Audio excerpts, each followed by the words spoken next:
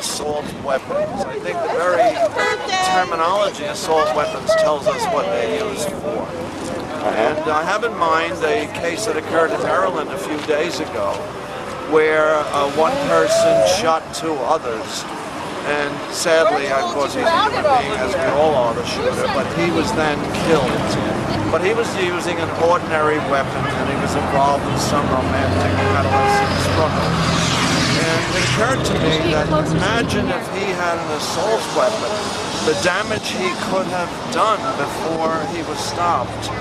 We've seen that happen. So I'm not against hunting. A person has a rifle, that's fine, and a person who feels the need to have personal protection, a gun in the home perhaps, or a pistol if they're licensed to carry it. Those things are understandable. But the assault weapon just makes no sense.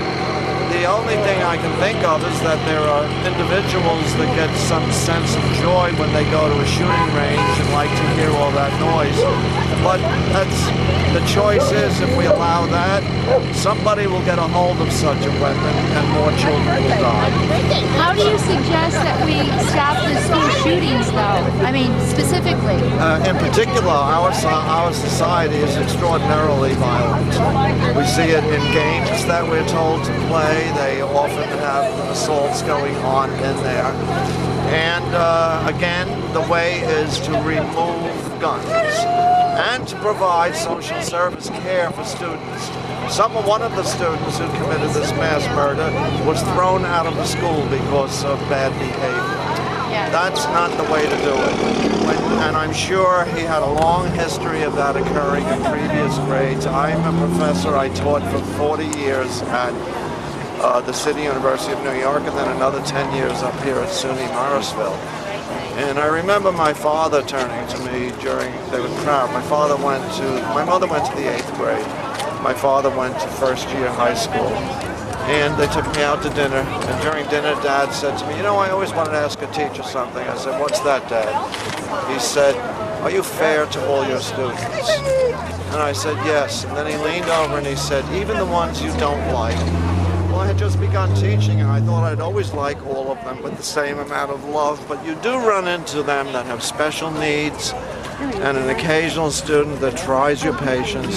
So you need support systems for that, and that would stop this casting the person out who then goes home and broods about it and gets a gun and comes back to kill somebody in the school. How do you feel about possibly having guards in the school with guns, or someone in the school that's actually has the capacity to carry a gun safely and then take care of whatever situation might occur? Well, there was a teacher who was armed in one of the southwestern states, and he was showing off his gun in the classroom the other day, and it misfired.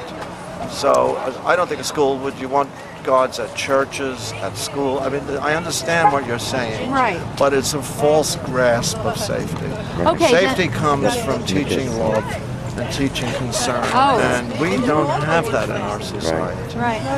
We had shooting in a church, in the Baptist church now, was it Oklahoma or Texas, one of those.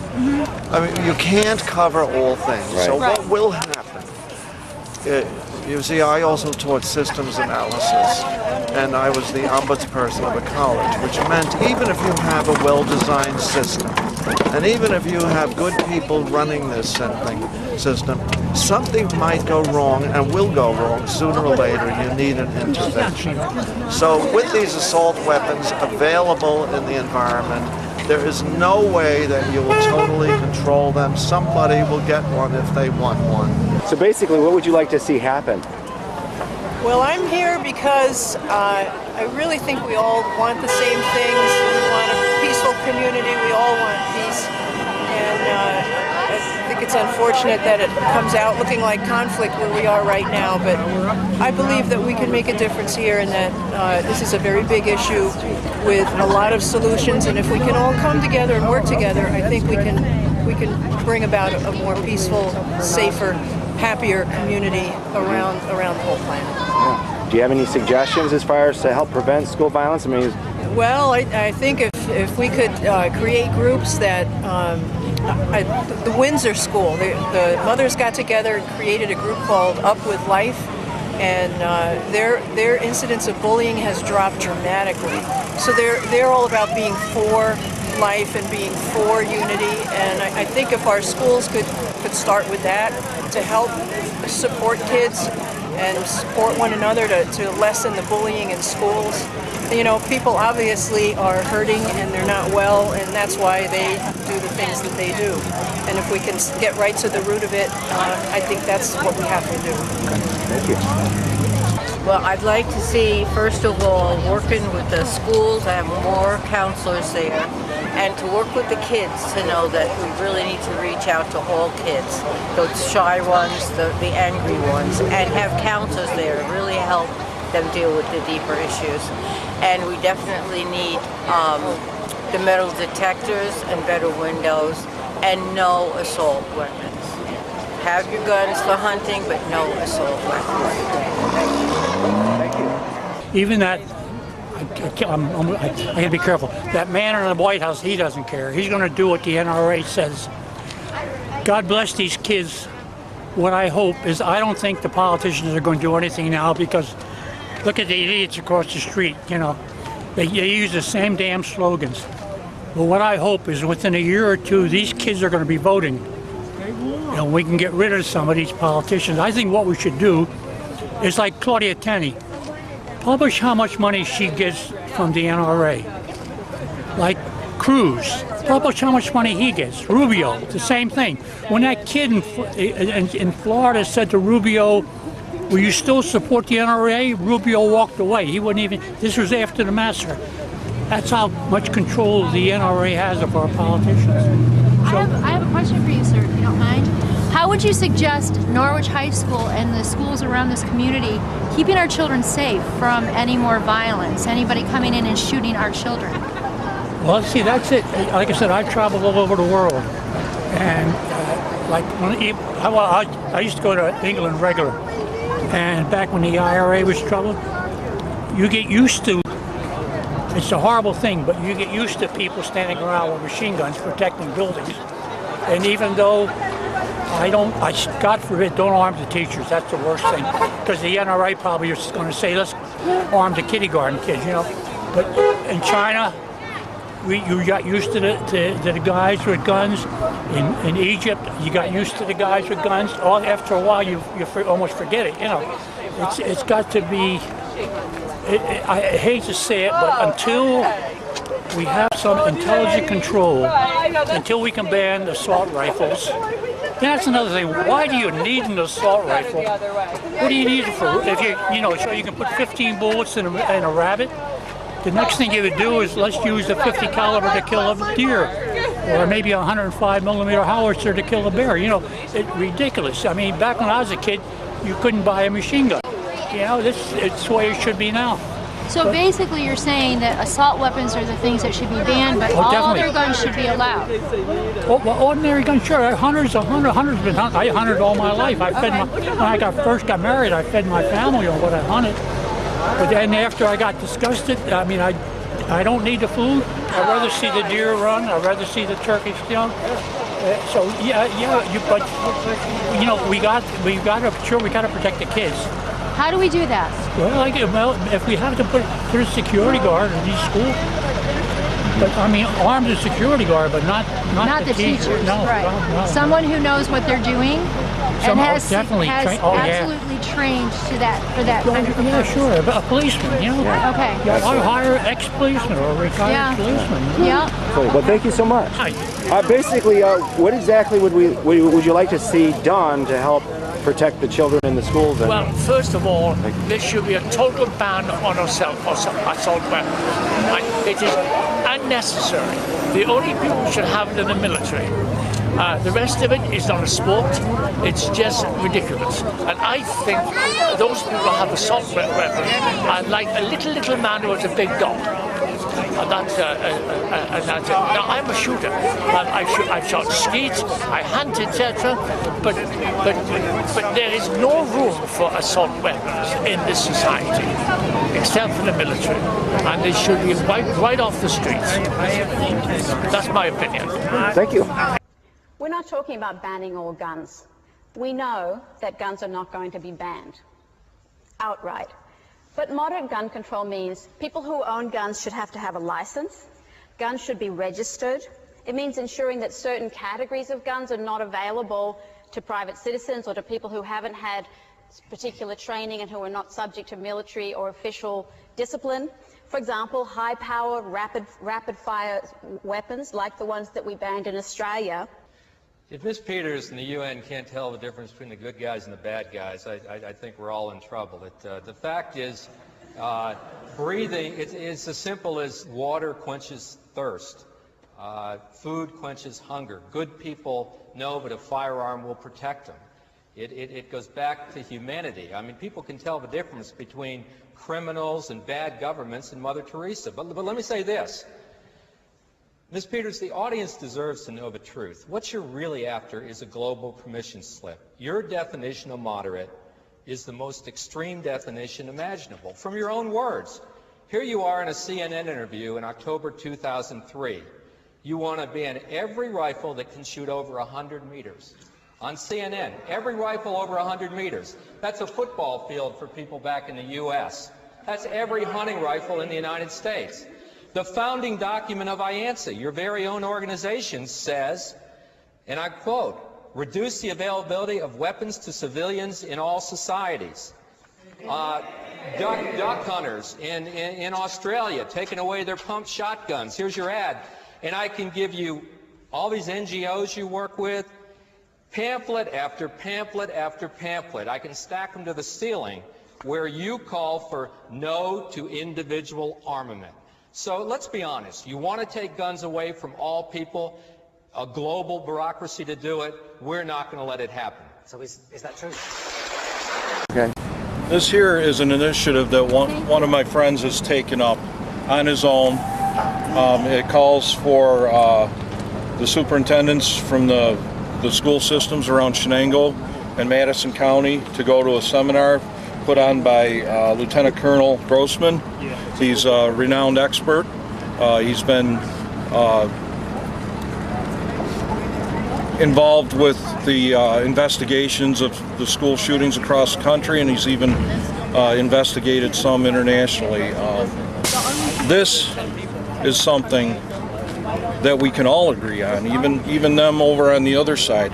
What we need to do is drop this, get rid of guns, don't get rid of guns. That issue's never going to be settled between that side and this side. There's so many other things that can be done if we just put that issue aside and get together and talk about what things can honestly be done. What does this say? Do you want You can to read have it? that. Oh, I can have this? Okay. I'll read it to him later. Okay. Thank you. First thing, lock the doors. Absolutely. Every single school that I've ever walked up to, you're able to walk through the front door of the school, open the door, walk right into any common area. If you can reach a child within a minute, the school has failed to protect your kids. Absolutely, I totally agree. If you're locking the doors is your first line of defense, that's your first line of common sense right off the bat. As far as having armed teachers, that's got to be up to the teacher. There's been teachers who've laid down their lives protecting the kids, using themselves as shields. I'm sure if we were able to ask them now in retrospect whether they would rather have taken that bullet or returned one in favor, they would have opted for the second choice. There are a lot of things that we can do to protect our kids in school, but disarming the American people is not the answer. Absolutely. I agree. And the reason why we don't hear about all the times when somebody with a firearm prevents something from happening is the same reason we don't hear about why that building didn't burn down. Well, if it doesn't burn down, there is no story. When something happens, there is a story. So when you sit and you look at the difference between, well, why is one side say, well, look at all the bad things that happen, you can't show where a gun has prevented something. That's because that doesn't get the media coverage. But the CDC has reported that between 2 and 5 million incidents every year of crime are prevented by a citizen who has a firearm. Absolutely. Okay? The number of casualties that emerge from a situation where somebody was able to present a firearm and put an end to a situation is greatly reduced from when somebody stands by and does nothing. If we didn't learn anything in Parkland, a gun on the scene does nothing if you don't have somebody who's willing to commit to action. But we see what happened in Maryland, where a kid came into the school and started shooting people up. that officer was able to put a stop to it.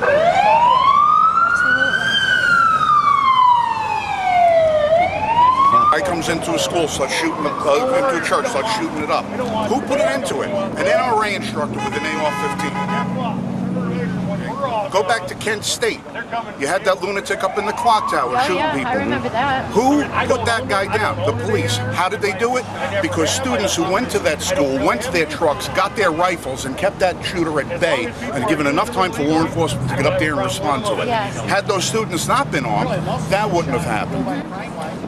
The shootout in Los Angeles. This is one of my all-time favorite ones. You had two guys go into a bank to rob the place. Each of them was armed with illegal, fully automatic weapons. That shootout took 15 minutes before anything good happened. You know what good happened out of that? The police department was able to go to a local gun store and retrieve 3 AR-15 rifles, bring them back to the scene and put those shooters down. Had these people across the street had their way and that type of rifle not been available, that shootout would have resulted in the loss of many more innocent lives because the police found themselves outgunned. And the only way they were able to counter that act was by arming themselves with civilian rifles. So this whole myth that guns kill people, no. People kill people. People kill people. I know. Assault is a verb. It doesn't mean anything when it's attributed to it. Do we have assault hammers? Do we have assault wrenches? Do we have assault pipes? No, we don't have any of that.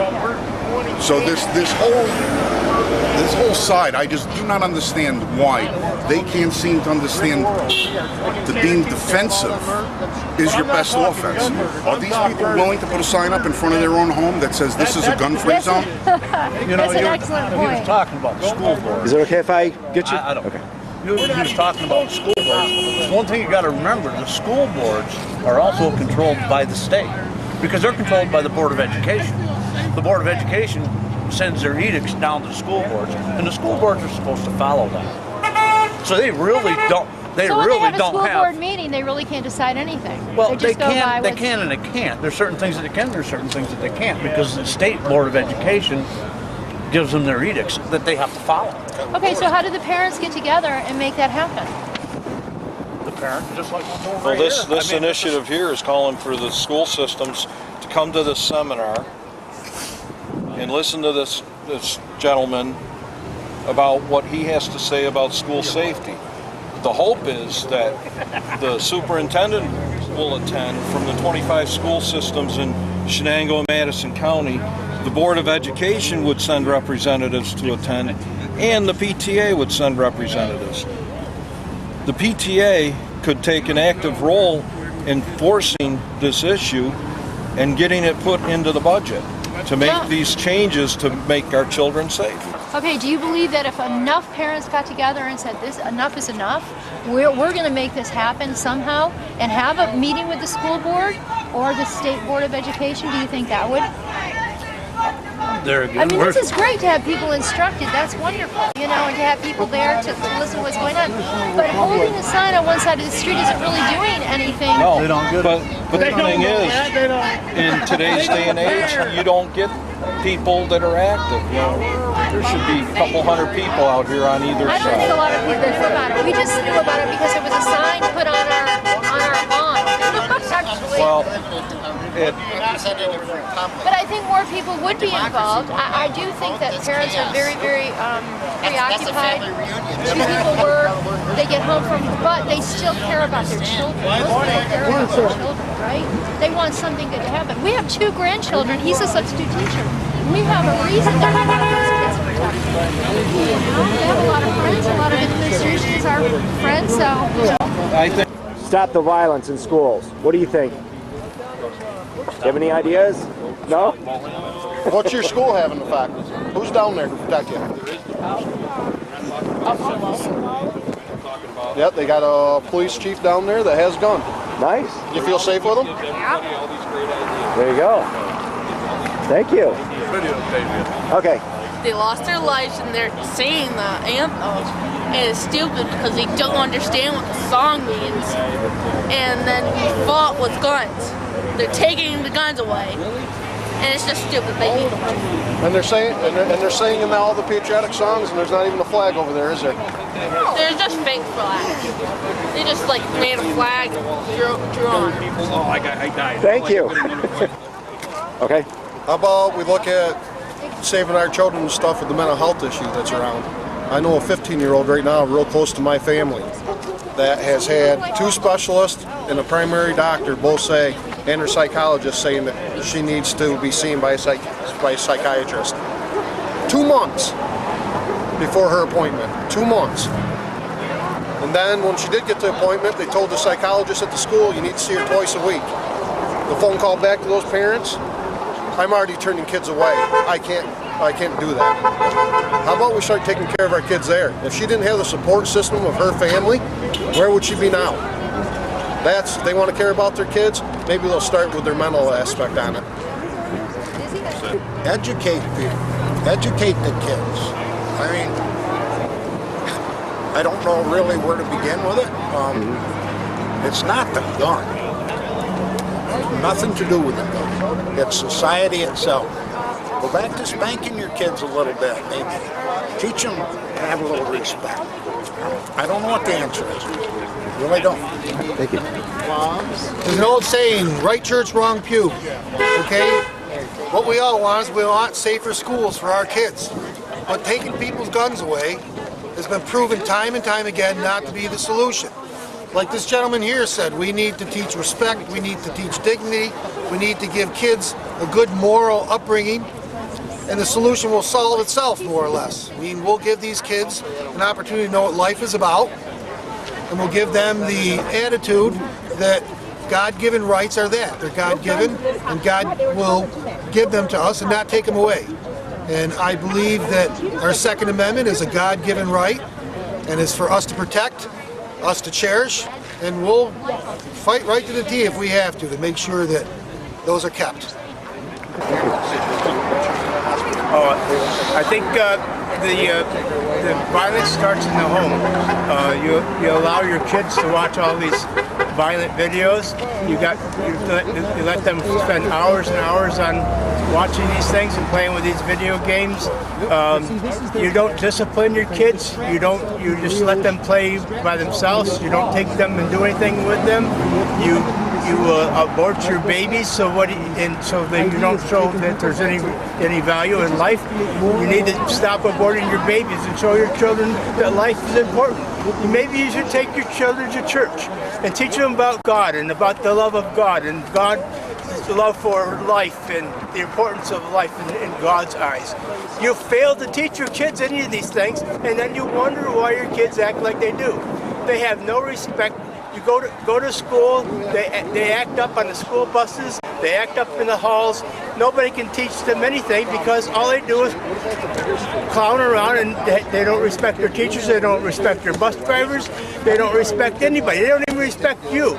So that maybe you should look at yourself and ask yourself, where did we go wrong as parents? We went wrong as parents because we stopped being parents. We don't discipline our children anymore. The government doesn't let us discipline our children anymore. So the government went wrong because they won't let us discipline our children. So guess who's at fault? You are, the government's at fault, and guns are only a minor part of this whole problem. Thank you. Hi, I'm Gilda Ward, and I'm here today as a counter-protest. I'm very concerned about this anti-gun fervor that I'm seeing from the left and from some of the students, because I think it's very dangerous for our country. One of the things that really concerns me is that by the left, there seems to be this blaming of everyone but the shooter. No one seems to be blaming the shooter. The shooter's the one that's pulling the trigger, not somebody else, not the NRA, not decent law-abiding gun owners, not the Republicans. It's the shooter, and seems that we're blaming everybody but the one who's at fault. Guns don't pick themselves up and shoot. Guns do not do this on their own. The NRA isn't doing it. Republicans are not doing it. The president isn't doing it. We have to stop blaming the wrong people and start putting the blame on where it belongs, on the person who's committing the crime. If we get rid of guns, if we ban guns, we're going to turn ourselves into a communist state. This is what Lenin did, this is what Stalin did, this is what Hitler did, this is what Mao did. This is what was done in Venezuela and in Cuba. Ban the guns and then you can take away the freedoms. And that's what I am so concerned about in our country. And I'm concerned on the preempting that's been done of our young people, the lies that have been told to them, and how they're being used by the left to do their agenda, which is to ban guns. They don't want to just get rid of assault weapons, they want to get rid of all weapons, but they want to do it piece by piece. So if we want freedom, we need to protect our constitutional amendments, and the Second Amendment protects the First Amendment and every other amendment and every other right that we have. So be vigilant, people. Do not fall into political correctness, and do not think that banning guns will make us safer, or that gun-free zones will make us safer, because it will only make us less safe. Thanks. Ladies and gentlemen, this document, the Constitution of the United States, means everything to me, and it should mean everything to you. This is a document of freedom and liberty in the United States of America.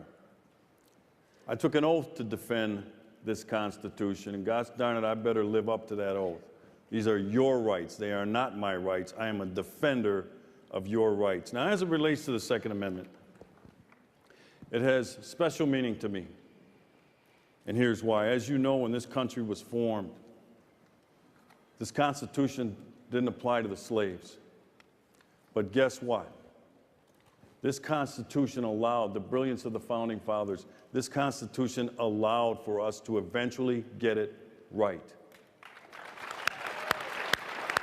And we did with the 13th Amendment that freed the slaves. But the 13th Amendment only freed the slaves on paper. And many of you may know it was the 14th Amendment Equal Protection Clause that said this document applies to all citizens in the United States, and that included newly freed slaves. My ancestors fought as well as the Founding Fathers for this document to apply to us. Let me tell you what Frederick Douglass said about the right of self-defense. Douglass strongly supported the right of fugitive slaves to have and use weapons to resist kidnapping. When government fails to protect the just right of any individual man, that man rests on his original right of self-defense, even if it means shooting down his pursuers. Slavery is a system of brute force. It must be met with its own weapons. He went on to say that freedom was worth fighting for. Slaves plus guns equaled freedom. The abolition of slavery was inevitably due to the arming of blacks. Now, if you think for 1 minute that I'm going to cede these rights back to the federal government or any court, you better think again.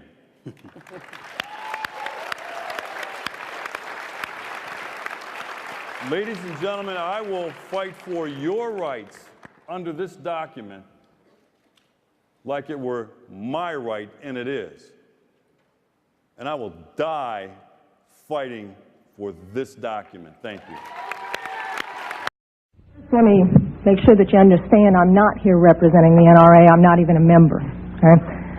Secondly, I'd like to say that in your opening statements, you commented specifically on my testimony, saying that basically it had nothing to do with this issue. And I had to chuckle because then I noticed you had Mr. Brady up here, who was hit not with an assault weapon, but with a .22 caliber revolver. So getting beyond that, I didn't grow up in a house with guns. I don't hunt. I personally abhor hunting. But I was given a gun by a friend when I was 21 to carry in my purse for self-defense, and I was taught how to use it. A couple of years ago, My parents and I went to a cafeteria in Texas on a bright sunny day. We weren't in a dark alley where we weren't supposed to be. And as you all know the story, this madman drove his truck through the window. And he began shooting. Well, immediately, my father and I got down on the floor and put the table up in front of us. And this guy kept shooting. And you're thinking, what could it be? Is it a robbery? That's the first thing that generally comes to mind. And he keeps shooting. It took me a good 45 seconds to realize that this man wasn't there to commit a robbery. He wasn't there for a hit. He was there to simply shoot as many people as he possibly could. Now, I'd like to make something clear. I hear all this talk about how many bullets can go in a clip. I've been there. I can tell you it doesn't matter. It takes 1 second to switch out a clip. You can have 1 bullet or 100 bullets. It doesn't matter, guys. I've been there. He goes, dump, dump. Just like that. That's not enough time to rush a man. I promise you. When I finally realized what was occurring, I thought, I got him. And I reached for my purse. He was maybe 12 feet away. Is it possible my gun could have jammed? Sure. Is it possible I could have missed? Sure. But I can tell you I've hit much smaller targets at much greater distances. But then I realized that a couple of months earlier I had made the stupidest decision of my life. I took my gun out of my purse and left it in my car. Because as you well know, in the state of Texas, it's sometimes a felony offense to carry a gun in your purse. I can tell you that I'm not mad at the guy that did this. As he continued, it was obvious that he was a madman.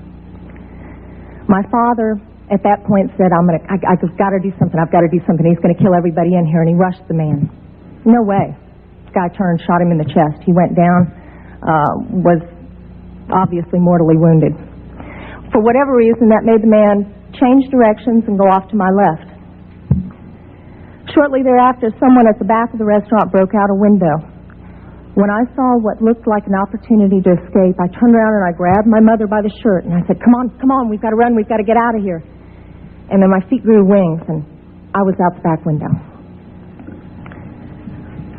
As soon as I got out, I realized that my mother had not followed me out. And as I learned from the police officers, she had crawled over to where my father was and cradled him until the guy got back around to her, put the gun to her head. She looked up at him, put her head down, and he pulled the trigger. My parents had just had their 47th wedding anniversary. She wasn't going anywhere. As I mentioned, I'm not really mad at the guy that did this. And I'm certainly not mad at the guns that did this. They didn't walk in there by themselves and pull their own triggers. The guy that did it was a lunatic. That's like being mad at a rabid dog. I'm mad at my legislators for legislating me out of the right to protect myself and my family. I would much rather be sitting in jail with a felony offense on my head and have my parents alive. As far as these so-called assault weapons, you say that they don't have any defense use.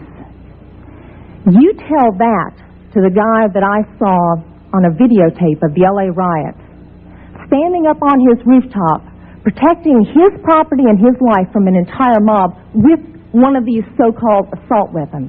Tell me that he didn't have a legitimate self-defense use. Just one final statement. I've been sitting here getting more and more fed up with all of this talk about these pieces of machinery having no legitimate sporting purpose, no legitimate hunting purpose. People, that is not the point of the Second Amendment. The Second Amendment is not about duck hunting. And I know I'm not going to make very many friends saying this, but it's about our right, all of our right to be able to protect ourselves from all of you guys up there. In Tucson, Arizona, Aurora, Colorado, Newtown, Connecticut, President Obama and gun control advocates called for a ban on assault weapons. But is it really the guns that are the problem? Mental health professionals have said that in all these cases, the shooters were on some kind of prescription medication. My next guest says it just might be the pills that are the problem. Joining me now is psychiatrist and author of Medication Madness, The Role of Psychiatric Drugs in Cases of Violence, Suicide, and Crime, Dr. Peter Breggin. And Doctor, I love your message, and that's why I asked you to come on the show, because I think you have touched on something that is fascinating to me, is the fact that there are these psychotic drugs out there, and well, give the audience your opinion about them. I've heard you talk about this before.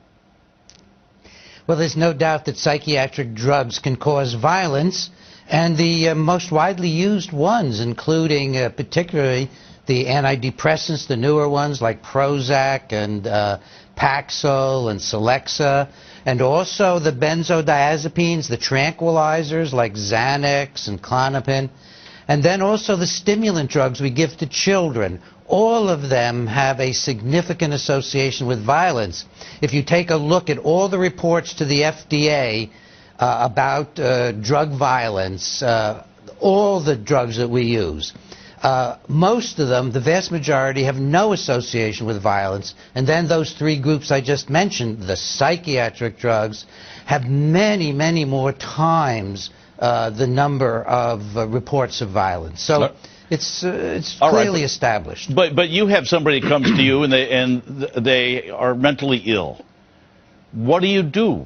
Because a lot of doctors will just, get out the old prescription pad and write a prescription. I've heard you talk about the fact that you've been doing this for decades and that you have cured a lot of mental illnesses with zero drugs. Well, I don't think in terms of curing mental illnesses, Tom, as much as I think of helping people overcome their problems, helping people overcome their anguish, their pain, their anger, their suffering.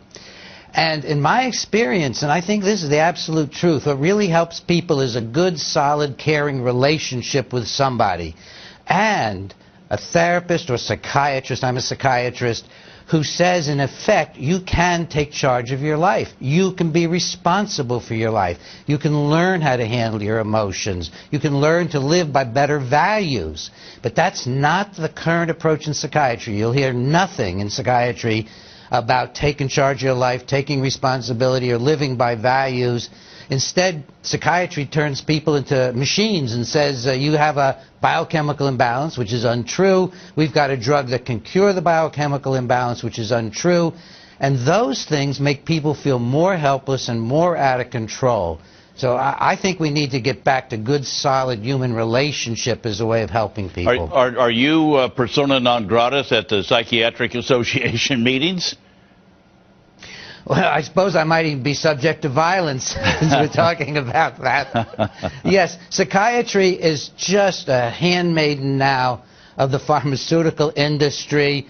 If you go to one of the big psychiatric meetings, it's going to a drug company carnival. They pay for everything. Psychiatry, our journals are paid for by the drug companies. Our meetings are paid for by the drug companies. And we make a lot of money by doing 10-minute med checks. You do a lot more financially that way than by sitting and talking with somebody. Psychiatry has lost its way, and I do think that the shootings really very much involve psychiatric drugs. I was an expert in cases surrounding Eric Harris from Columbine. I got to really look at his medical records, and you can see him deteriorating while taking an antidepressant, Luvox, and he had it in his bloodstream when he committed the violence. Well, beyond the common thread of, a lot of people say, well, these shootings, the guns have been the common thread. You're talking about, yeah, but there's also psychotic drugs are the common thread. I have a man I used to work with, sadly. I mean, father of the year, great guy, smart guy, but I didn't know he suffered from depression. They changed some medication on him. He went home and he stabbed to death his two little daughters. And he says to this day, he's in prison in North Carolina, he says it was because of the fact that the drugs made him do it. I never heard that argument before, but that seems to be yours. Oh, well, there's no question about it. I've been involved in a case where a man on the second day of Paxil drowned his two children in a bathtub and drowned himself. There's a lot of cases like this. A woman who murdered one of her children and tried to murder another one. on Zoloft. So this, which is an antidepressant. So there's no lack of cases about this, and I've looked at them in depth in Medication Madness, Tom. I have 50 cases where I've seen the medical records and interviewed people if they were alive, interviewed families where suicide and violence was a major theme. Yeah. So these are very serious problems. Well, I'm just glad you're talking out about it. I'm glad you're speaking out about this. I wanted to give you the forum here to do it on this program, too, because I think your message is worth listening to, and a lot of people don't hear it. So, Dr. Peter Breggin, thank you so much. Appreciate your time. Thank you, Tom. Thank you. It has happened all too often. A troubled teenager gets his hand on a weapon, and lives are changed forever. But why? On the Record investigates, and as Fox's Douglas Kennedy found out, the trail can often lead right to the medicine chest. 2 years ago, 16-year-old Corey Badsgard took a rifle to his high school and held 23 classmates hostage. Describe around that time how you were feeling. In the morning, I didn't feel like going to school. I felt sick, didn't feel like really, like I could get up very well. And so I went back to bed, and next thing I remember, I'm in juvie in the detention center where I used to live. Just one more apparently unexplainable violent outburst at school. Unexplainable to everyone but Corey's dad. So in your mind, there's no doubt what happened here? No doubt that the medication did this. I mean, he had amnesia, hallucinations earlier, abnormal dreams, which are all side effects of the medication. That morning, Corey was on a mix of antidepressants, prescribed for what doctors called situational depression. His father says the pills turned Corey from a sensitive teenage boy to a volatile marauder, susceptible to blind rage. He was never a violent kid. I mean, he's always been a good kid, loved us, hugged us all. He's never watched violent videos, and until the medication, he started, after that, then we realized that he was having aggression problems and, was out of character. At Fox News, we found the Badsgard story with antidepressants compelling, so we investigated further. We found a disturbing number of recent school shooters were either on medication or were experiencing withdrawal. The list includes 15-year-old Kip Kinkle withdrawing from Prozac when he shot 22 classmates, killing 2 after murdering his mother and stepfather at his home in Springfield, Oregon. 14-year-old Elizabeth Bush on Prozac when she blasted away at fellow students in Williamsport, Pennsylvania, wounding 1. 18-year-old Jason Hoffman on Effexor and Celexa when he opened fire at his California high school, wounding 5. 15-year-old Sean Cooper on a mix of antidepressants when he shot students in Idaho. 15-year-old TJ Solomon also on a mix of antidepressants when he aimed his shotgun at classmates in Conyers, Georgia, wounding 6. And 17-year-old Eric Harris on Luvox when he and partner Dylan Klebold killed 12 classmates and a teacher in the bloodiest school massacre yet, Columbine. One of the things that in the past we have known about depression is that it very, very rarely leads to violence. It's only been since the advent of these new SSRI drugs that we have murderers, sometimes even mass murderers, taking antidepressant drugs. Here's some important safety information you should be aware of. Is accused of a violent murder rampage that killed 6 people, including 2 policemen. Jeffrey Dahmer stands convicted of strangling and dismembering 17 young men and boys throughout the greater Milwaukee area. Charged with the raping and killing of a 7-year-old girl in a woman's bathroom. Life imprisonment for drowning her 5 children in the family bathtub. For the slayings of his mother. The bludgeoning death of her 2 young sons. Custody for the stabbing death of his daughter. Less than 3 months before the murder.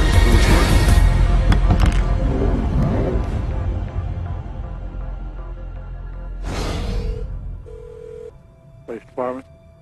Yeah. I just told my 2 daughters. Sir? Yeah. Tell me what happened. Okay, what's going on right now? I just freaked out and killed them. Are you on medication?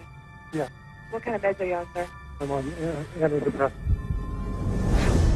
I have to say, whenever I read in the newspaper of some violent act, one of the first questions I ask is, was the person on medications. Virginia Tech or the school shootings or the, my first thought is always, I wonder what drug he was taking. There are side effects to the use of drugs, and also very damaging and dangerous long-term effects, which psychiatrists often don't consider as being important. They induce violence, they induce self-violence, they induce distortions of reality leading to hallucinations, they induce a whole variety of psychiatric problems, which are then typically treated with more psychiatric drugs. We're not talking about a rash, we're not talking about dry mouth, we're not talking about nausea. We're talking about sudden, compulsive, overwhelming suicidal or homicidal urges. We're talking about violent deaths. We're talking about crippling injuries. Psychiatric drugs are rampant in society today. It's become really an epidemic.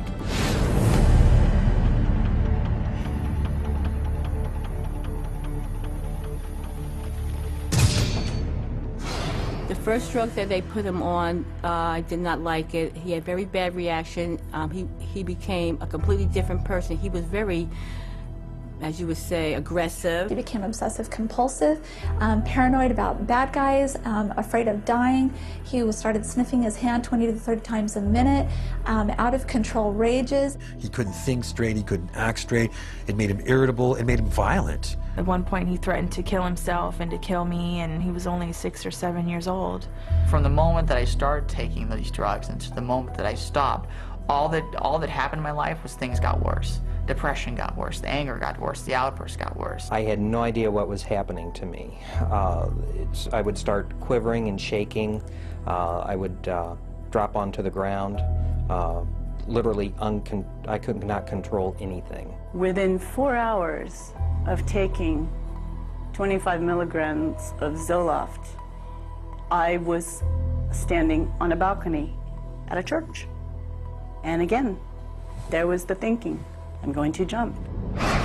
The psychiatrists have carved out a great niche for themselves in the prescribing of drugs, but if you look at the history of treating people for mental and psychological disorders, it's a history fraught with things that don't work. They're not helping people with drugs, and they're not looking out for harming people.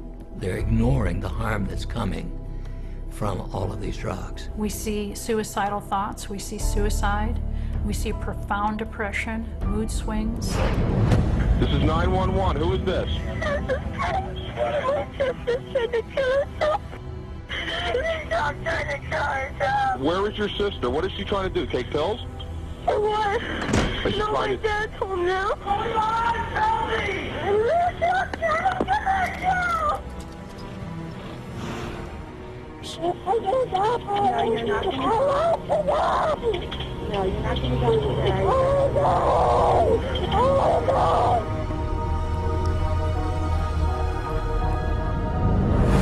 no! You don't want to think that a drug could affect someone's behavior in that way, but it does. It happens all the time. Suicide is just one in a long list of possible side effects of the medications that the doctors will seldom link to the medication, but instead blame it on the patient. What's the cause of death going to be written? Not going to be written that the drug had anything to do with the death. It's going to be recorded as a suicide. There's not a single psychiatric drug out there that's going to fix a problem. At best, it's going to cover up symptoms. At worst, it might kill you.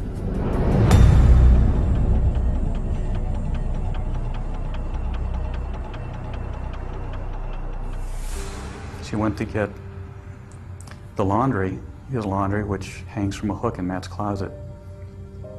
And instead of finding the laundry, she found her son. By the time he died, he was really mutilating himself. He carved hate into his thigh.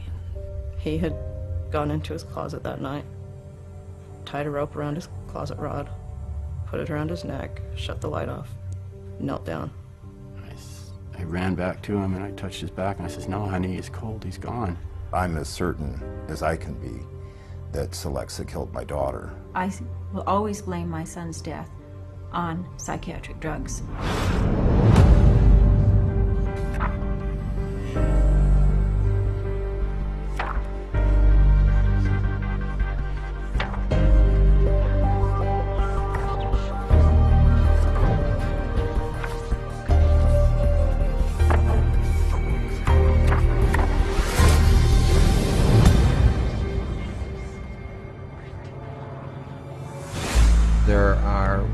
numerous reports of significant violent acts, not just suicide, but significant violent acts of murder-suicides in patients who were being prescribed antidepressants for relatively minor conditions, and they then just snapped. The drugs that are used are known worldwide to increase suicidality and increase homicidal violence. Might there be a link between the school shootings or the extremely violent shootings that have occurred in the U.S. and the prescription of certain psychotropic medications? I think the answer to that is a clear yes. The school shootings that have happened here over the last several years in this country, most of the students who engaged in this violent behavior were on psychotropic medications that had been prescribed to them by psychiatrists.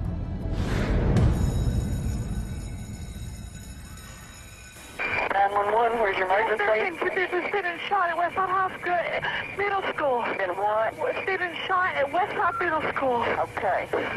Do you know who done the shooting? No, we do not. Okay. I think they're everywhere. I was lucky I wasn't shot because I was the only one standing up. My friend Nate got shot in the shoulder. Oh my God, I can't believe this is happening. There's tonight, nothing like that happens here. No. You should be safe at school. It should be a safe place. Just horrible images that you never want to see again in your mind. And I was praying to God for someone to come help me. It wasn't just my boyfriend, he was my best friend. I didn't think he had. Okay.